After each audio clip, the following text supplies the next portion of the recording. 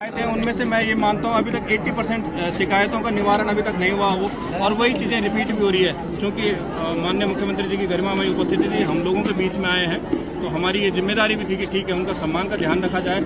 लेकिन कार्यक्रम समापन होने पर पार्टी कार्यकर्ताओं द्वारा विधायक जी के लिए झांपू कहा गया। पहले तो हमारी समझ में नहीं आई, लेकिन राहुल जो उनके निजी सचिव है उनके द्वारा विरोध किया गया, तब समझ में आया। तो इस तरह से चीज़ें नहीं होनी चाहिए, सबका मान सम्मान का ध्यान रखना चाहिए, सबकी अपनी एक गरिमा होती है, तो इस चीज़ों का ध्यान रखना चाहिए। और फिर जिस तरह से लगा कि सीएम साहब केवल अपनी चीज़ों को ही बताने के लिए जो उन्होंने किया है, जिस उद्देश्य के लिए जनजन की सरकार जनजन के द्वार कार्यक्रम है, मुझे नहीं लगता कि उस पर कुछ प्रभावी चीज़ें हुई हैं। तो मैं इस तरह से संतुष्ट नहीं, क्योंकि जिस तरह से उन्होंने यात्रा की बात कही है, अभी हमारे पास अप्रैल में यात्रा प्रारंभ होनी है, लेकिन आप देख सकते हैं कि बीआरओ की कितनी लापरवाही है, जगह जगह मलबा पड़ा हुआ है, जगह जगह। और आदरणीय प्रधानमंत्री जी की महत्वाकांक्षी योजना जो ऑल वेदर रोड परियोजना है, 2017 में इससे काम स्टार्ट हुए थे। अब तक आप देख सकते हैं कि पालिका से अगर देहरादून की तरफ जाएं तो हमारे पास नगुण मौत मंडरा रही होती है, और अगर धरासू की तरफ जाएं तो आप नालू पानी ये तमाम एरिया देखेंगे कितना डेंजर जोन में लोगों को जाना होता है। इन्होंने सही ढंग से उसका ट्रीटमेंट नहीं किया है, सफाई वहाँ पे प्रॉपर नहीं होती है। तो तमाम ऐसी व्यवस्थाएं, चाहे नाली का निर्माण हो, बहुत धीमी गति से वो कर रहे हैं, जगह जगह खतरे की स्थिति उत्पन्न हो रखी है। ये शिकायतें बार बार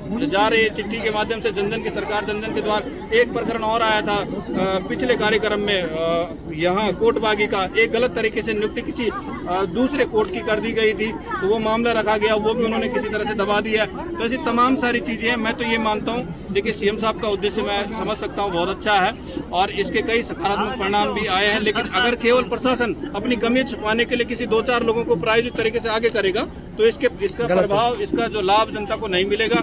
दूसरा मैं यह कहना चाहूंगा कि पूर्व में भी सीएम साहब ने एक नारा दिया था कि सरलीकरण का, जो जिसके स्तर का कार्य हो वो उसी स्तर पर हो जाना चाहिए।